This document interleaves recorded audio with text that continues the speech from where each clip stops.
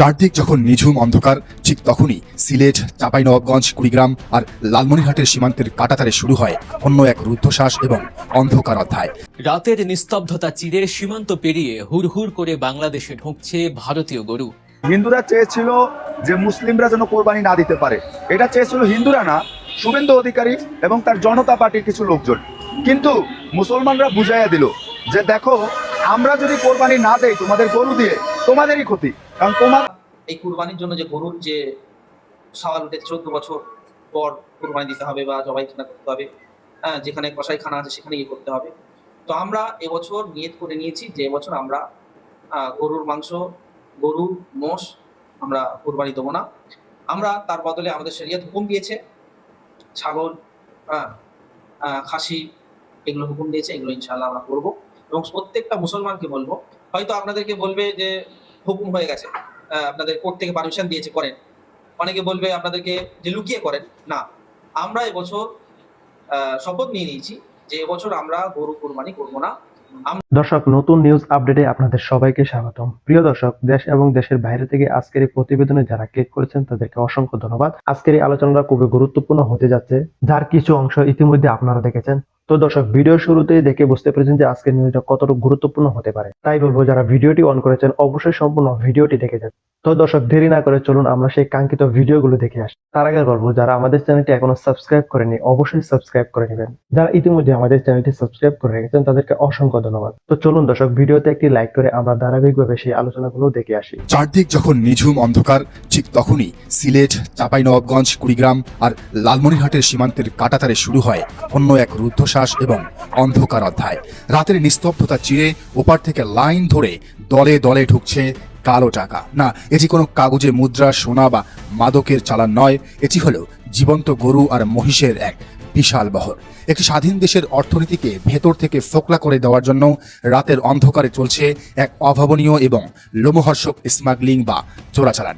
আর এই ক্রাইম সিন্ডিকেটের গেম প্ল্যানটা এতটাই নিখুঁত যে প্রশাসনের নাকে ডগা দিয়ে প্রতিদিন কোটি কোটি টাকার এই অবৈধ বাণিজ্য চললেও তা ধরার জন্য কেউ নেই। সীমান্ত গড়িয়ে এই ভিনদেশি পশুগুলো দেশের ভেতরে ঢোকানোর পর শুরু হয় থ্রিলারের সবচেয়ে রোমাঞ্চকর এবং ভয়ঙ্কর পর্ব, আসল লন্ড্রিং। আমরা সাধারণত মানি লন্ড্রিং এর কথা শুনেছি, কিন্তু সীমান্তে এখন চলছে কাউ লন্ড্রিং বা পশু বৈধকরণের এক অভিনব উৎসব।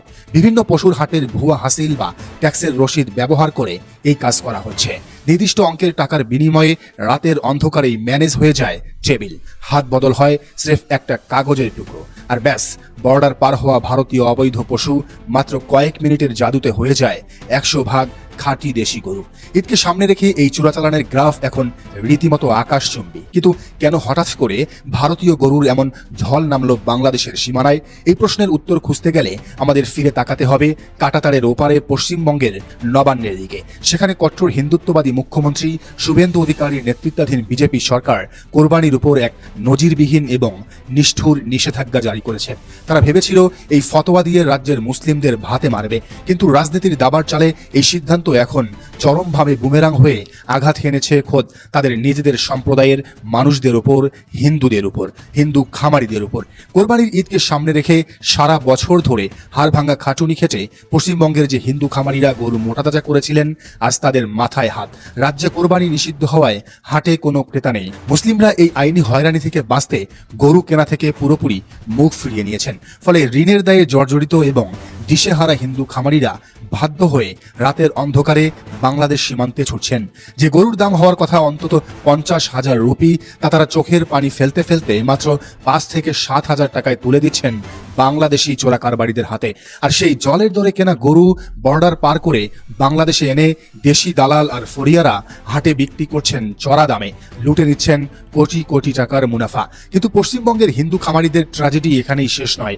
যে খামারিরা কাঁটাতারের ভয়ে কিংবা দালালদের ম্যানেজ করতে না পেরে সীমান্তে গরু পার করতে পারছেন না, তাদের জীবনে নেমে এসেছে এক অবর্ণনীয় অন্ধকার। একটি বড় গরুকে প্রতিদিন যে পরিমাণ খাবার দিতে হয় তার খরচ জোগাড় করা এই গরিব খামারিদের পক্ষে এখন আক্ষরিক অর্থেই অসম্ভব হয়ে দাঁড়িয়েছে। কেউ না কিনলে এই গরুগুলোকে তারা কি খাওয়াবেন? বাধ্য হয়ে তারা নিজেদের সারা বছরের কষ্টের ফসল এই অবলা প্রাণীগুলোকে কলকাতার রাস্তায় বা গ্রামের মেঠো পথে ছেড়ে দিচ্ছেন। কিন্তু এর চেয়েও ভয়ঙ্কর এবং লোমহর্ষক ঘটনা ঘটছে লোকচক্ষুর আড়ালে। না খেতে পেয়ে চরম অযত্নে আর অনাহারে যখন অনেক গরু অসুস্থ হয়ে পড়ছে বা মৃত্যুর কোলে ঢলে পড়ছে, তখন কিছু কিছু হিন্দু খামারি বাধ্য হয়ে এক নিষ্ঠুর পথ বেছে নিচ্ছেন। যে গরুকে তারা গোমাতা বলে পূজা করেন, সেই গরুর চিকিৎসার খরচ মেটাতে না পেরে এবং মৃত গরুর সৎকার করার জায়গা না পেয়ে চোখের সামনে ধুঁকতে থাকা জীবন্ত গরুগুলোকে তারা নিজেদের বাড়ির উঠোনে জ্যান্ত পুঁতে ফেলছেন। ভারতের কট্টরপন্থী রাজনীতির এর চেয়ে বীভৎস এবং করুণ পরিণতি আর কি হতে পারে? ধর্মের নামে রাজনীতি করতে গিয়ে একটি সরকার কিভাবে নিজেদের দেশের সাধারণ খামারিদের এমন এক নারকীয় অবস্থার দিকে ঠেলে দিতে পারে, তা আজ পুরো বিশ্ব অবাক বিস্ময়ে তাকিয়ে দেখছে। আর কাঁটাতারের ওপারে যখন এই হাহাকার, তখন এপারের চিত্রটা আরো বেশি হৃদয় বিদারক। এই নোংরা রাজনৈতিক খেলা আর চোরাচালানের সবচেয়ে বড় বলি হচ্ছেন বাংলাদেশের সহজ সরল খেচে খাওয়া প্রান্তিক খামারিরা। সারা বছর ধরে ব্যাংক থেকে চড়া সুদের ঋণ নিয়ে দিনরাত এক করে নিজেদের সন্তানদের মতো যত্ন করে যে দেশি পশুগুলো তারা লালন পালন করছিলেন, আজ হাটে দাঁড়িয়ে তারা রীতিমতো অসহায়। সিন্ডিকেটের আনা কম দামি ছোট আর রোগাক্রান্ত ভারতীয় গরুর ভিড়ে আজ কোণঠাসা হয়ে পড়েছে খাঁটি দেশি পশু। খামারিরা লাখ লাখ টাকার পুঁজি খাটিয়ে উন্নত মানের খাবার খাইয়ে গরু মোটাতাজা করেছেন, তাদের উৎপাদন খরচ অনেক বেশি। কিন্তু যখন তারা হাটে যাচ্ছেন, তখন দেখছেন সিন্ডিকেটের ফরিয়ারা 5,000 টাকায় কেনা ভারতীয় গরু ভুয়া হাসিল দিয়ে দেশি সাজিয়ে সস্তায় ছেড়ে দিচ্ছে। ক্রেতারাও কম দাম পেয়ে সেই গরুর দিকেই ঝুঁকছেন। ফলে ন্যায্য দাম না পেয়ে বাংলাদেশের খামারিদের চোখ আজ শুধুই অন্ধকার। তাদের চোখের পানি আর সিন্ডিকেটের পকেটের গরম টাকা, এটাই এখন সীমান্তের সবচেয়ে নিষ্ঠুর এবং নগ্ন বাস্তবতা। কোরবানি মানেই হলো ত্যাগ, কিন্তু অত্যন্ত পরিতাপের বিষয় হলো এই পবিত্র ত্যাগের হাটে আজ প্রতিনিয়ত বলি হচ্ছে আমাদের দেশের নিরীহ খামারিদের স্বপ্ন।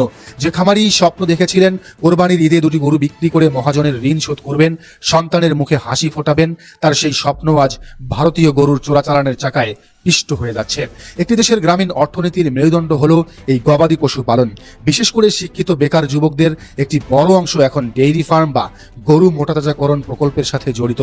কিন্তু এভাবে যদি প্রশাসনকে ম্যানেজ করে বর্ডার গার্ডদের চোখ ফাঁকি দিয়ে লাখো লাখো ভারতীয় গরু দেশের বাজারে ঢুকতে থাকে, তবে খুব শীঘ্রই বাংলাদেশের এই সম্ভাবনাময় খাতটি চিরতরে ধ্বংস হয়ে যাবে।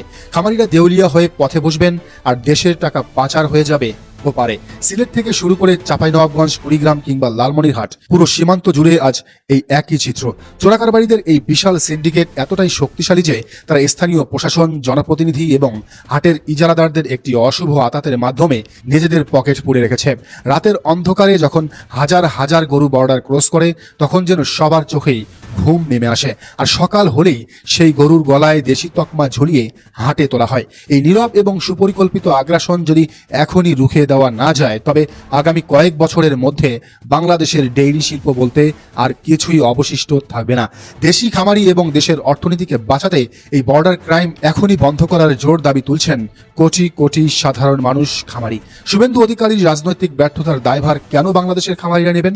নবান্নের ফতোয়ার কারণে কেন বাংলার কৃষকের পেটে লাথি পড়বে? এই প্রশ্নের উত্তর এখন রাষ্ট্রকেই দিতে হবে। আইনশৃঙ্খলা রক্ষাকারী বাহিনী এবং বর্ডার গার্ডকে এখন এই চোরাচালান সিন্ডিকেটের বিরুদ্ধে জিরো টলারেন্স নীতি গ্রহণ করতে হবে। কারণ সীমানার এই কাঁটাতারে শুধু গরু পাচার হচ্ছে না, পাচার হচ্ছে একটি দেশের ভবিষ্যৎ, আর জবেহ করা হচ্ছে আমাদের দেশের লাখো খামারির বেঁচে থাকার স্বপ্ন।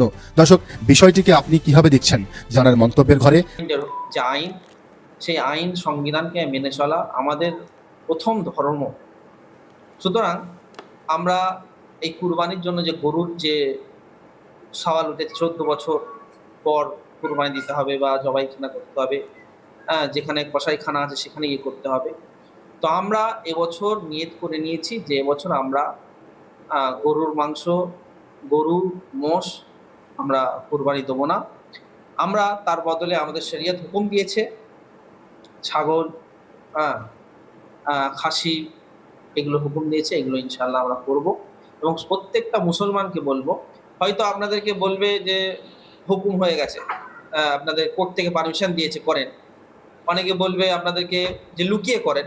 না, আমরা এবছর শপথ নিয়ে নিয়েছি যে এবছর আমরা গরু কুরবানি করব না। আমরা এবছর খাসি, দুম্বা, যেগুলো আমাদের শরীয়তে হুকুম আছে সেগুলো করব।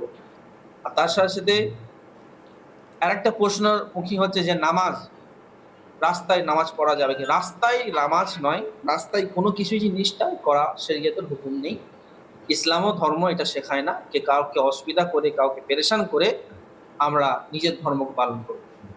আমরা নামাজ মসজিদে আদায় করব, যদি বড় জামাত হয় সেখানে আমরা 2-3টে জামাত করে করব। আর সেখানে যদি আমাদের পারমিশন দেয় প্রশাসন বা সেই থানার অন্তর্গত যে পুলিশ আছে, সেখান থেকে যদি আমরা পারমিশন বার করতে পারি, তাহলে সেখানে দেখা যাবে আমরা নামাজ আদায় করতে পারবো কি পারবো না।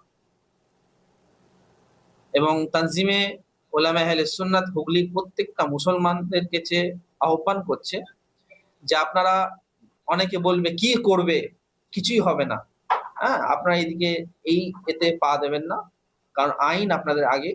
আপনারা যদি ফেঁসে যান তাহলে আমাদের তানজিম আপনাদের পাশে থাকবে না। তার কারণ হচ্ছে আমরা আগে থেকেই চ্যালেঞ্জার হয়ে যাচ্ছি, যে আমরা শপথ নিয়ে নিচ্ছি যে আমরা এবছর কোনো ফিতনায়, যেগুলো সরকারি আইন দিয়েছে সেগুলোই আমরা থাকবো, আইনকে মেনে চলবো ইনশাআল্লাহ।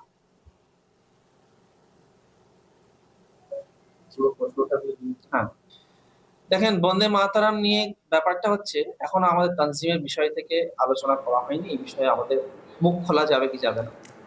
তবে ইনশাআল্লাহ এই নিয়ে আমরা আগামীতে প্রেস ক্লাবে প্রেস মিটিং করবো, তখন আপনাদের জানাবো। মুসলিমরা সাধারণত মসজিদে নামাজ পড়েন। কলকাতা দু এক জায়গায় হয়তো রাস্তায় নামাজ পড়ার কারণ হিসাবে দেখানো হয়। এখানে অনেক ব্যবসায়ী বাইরে থেকে আসেন, তারা অনেক সময় কাছাকাছি মসজিদে নামাজ পাঠ করতে চলে যান, তাই জায়গার সংকুলান হয় না সব সময়। হিন্দুদের জন্য এমন পরিমাণ ক্ষতি হলো যে হিন্দুরা চেয়েছিল যে মুসলিমরা যেন কোরবানি না দিতে পারে। এটা চেয়েছিল হিন্দুরা না, শুভেন্দু অধিকারী এবং তার জনতা পার্টির কিছু লোকজন। কিন্তু মুসলমানরা বুঝাইয়া দিল যে দেখো, আমরা যদি কোরবানি না দেই তোমাদের গরু দিয়ে, তোমাদেরই ক্ষতি।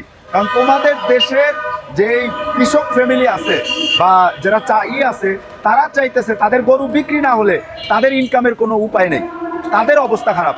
আর কিন্তু তারা একটা সবচেয়ে খারাপ কাজ করতেছে, মসজিদগুলো সব ভেঙে ফেলতেছে।